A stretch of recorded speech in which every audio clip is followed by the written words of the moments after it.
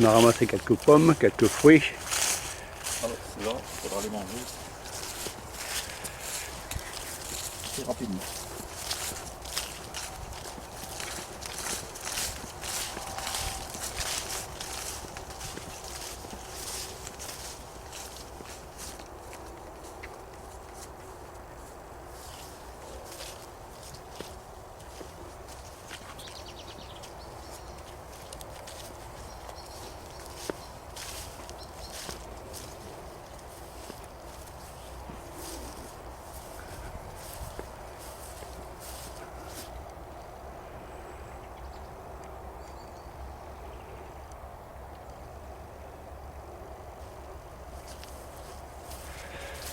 Donc on va rejoindre notre ami Michel pour de nouvelles aventures.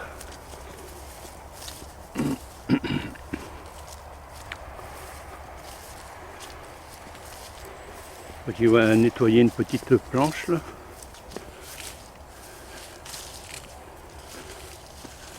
Ah oui, c'est bien envahi ici. Hein. Ah bah oui, à la longue, les framboisiers se laissent un peu envahir, surtout par les orties. Là. Alors, la consoude. Donc là, il faut carrément y aller à la bêche pour enlever. Et à la longue, il commence à avoir des trous. Donc, Des comme trous, ici, c'est-à-dire voilà, il n'y a ça plus se de creuse, framboisiers. Ah Il n'y oui. a plus de framboisiers, donc ça a disparu. Donc, il faut combler un peu les lignes. Mais alors, quand ça devient trop envahi, alors il vaut mieux carrément tout enlever, donc à la bêche. Donc comme ça, on a le maximum de racines d'ortie et de consoude, et ça permet de les replanter. Donc on les arrache tout. À un autre endroit, quoi, en général ou... Ah, ça peut être même au même endroit. On peut changer d'endroit aussi. Mhm. Ici, ça se prête bien parce que ce sont un peu des transversales fruitières, de petits fruits. Donc on peut les remettre à la même place. Le tout, c'est de bien rajouter du compost. Donc lorsqu'on les arrache, on les recoupe et on les replante. Tu les recoupes à combien ou... Ah ben, à une quarantaine, 40-50 cm, pour dire que ça souffre moins lors de la transplantation. Ça transpire moins, donc les feuilles sont coupées.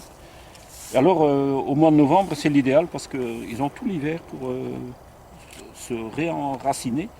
Et ça, c'est des conditions idéales pour les transplanter. Quand on fait ça au printemps, c'est un peu tard parce que la végétation commence déjà à reprendre aussi et les racines ne sont pas encore bien formées.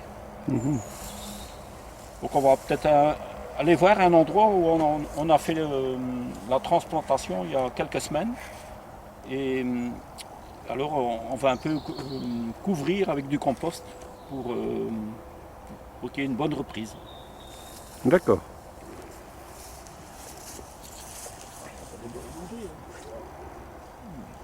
Ah, il y a encore des framboises. Oui. Gourmands. Framboise à manger en novembre. Allez, j'en pique une aussi. Mmh.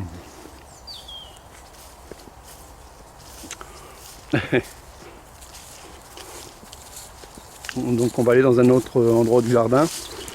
Michel a déjà donc repiqué des framboisiers, coupés et repiqués.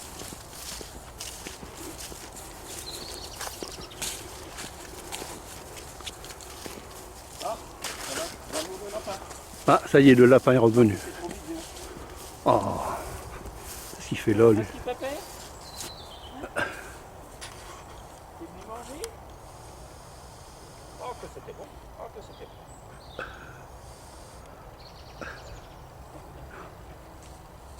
Bon. Il connaît le chemin. Ah, il connaît le chemin. Mince.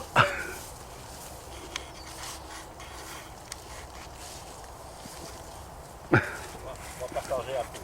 Le lapin? Pampan. On le reconnaît, c'est Pampan. On le reconnaît.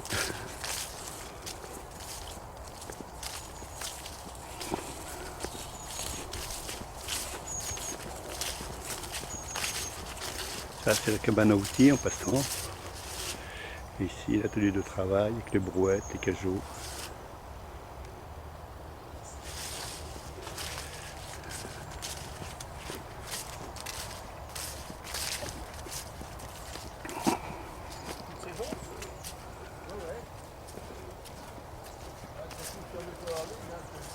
Ouais. Ça mélange toutes les laitues, toutes saisons. Bernard est en train de remettre des salades, de repiquer. Donc ici, ce sont des laitues toutes saisons, comme le nom l'indique. Ça pousse en toute saison.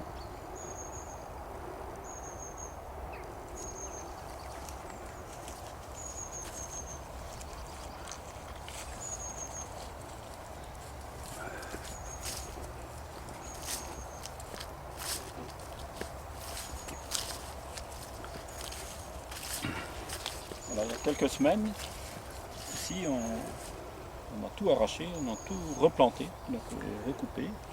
C'est pas trop serré ça, c'est... Non, pas du tout, parce que c'est parfois sur une branche, il y en a deux, donc sur la même racine. Ah oui. Non. Et puis ça s'étend en largeur par la suite. D'accord. Donc ici, on va donner un petit coup de croc. On voit qu'il y a déjà des levées de mauvaises herbes là. Donc avant de mettre des cartons, donc on va mettre des cartons pour empêcher les mauvaises herbes de repousser. Donc ça maintient pendant quelques mois.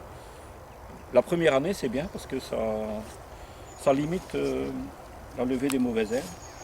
On pose les cartons et ensuite on y repose du compost ou du fumier carrément.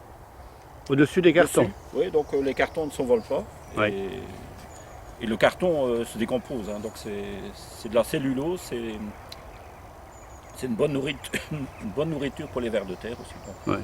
Puis ça empêche Tout est aussi donc les mauvaises herbes en dessous. Voilà. Donc ça étouffe les mauvaises herbes, ça empêche les mauvaises herbes d'avoir de la lumière pour lever en fait. Donc, ici on va déjà un peu détruire ce qui a commencé à lever. Donc on fait ça sur 40-50 cm. On posera les cartons et ensuite on apportera du compost au-dessus. Donc pour empêcher les cartons de s'envoler et en même temps c'est de la nourriture pour les framboisiers. On verra au printemps le taux de réussite de la replantation. Tu fais pas ça chaque saison, chaque année? Non, pas du Non. tout. C'est vraiment lorsque c'est fort envahi qu'on n'arrive plus à désherber. Alors les orties, ça fait des racines vraiment qui sont entortillées autour des framboisiers.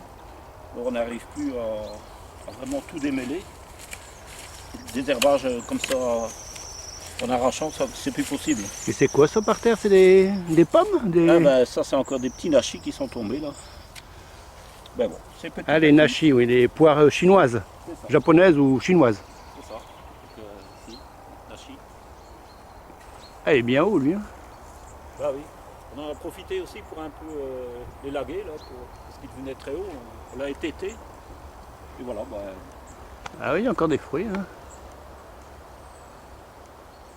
on peut voir ici, il y avait des branches qui venaient vraiment au-dessus des parcelles de culture. Donc on a un peu relimité. Voilà. Et maintenant il peut repousser là, plus en hauteur, Plus en hauteur. Ouais. sans gêner.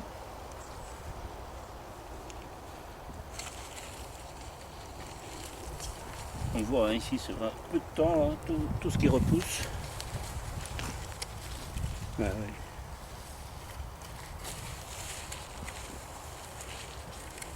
Alors, Oh, vous avez déjà vu le croc ici? Ben, on lui a coupé les dents. C'est beaucoup plus facile pour travailler avec des courtes dents que des Sinon, longues dents comme ça. Oui. Au moins la moitié à couper ou... Ah oui, ben, on laisse fort. L'autre est un peu plus long, 10 cm. 10 cm, c'est suffisant. Quand c'est plus grand, il y a tendance à s'enfoncer. Oui. Et alors, là, ça fait des vibrations. Tandis que comme ça, Ah. c'est beaucoup plus facile d'utilisation.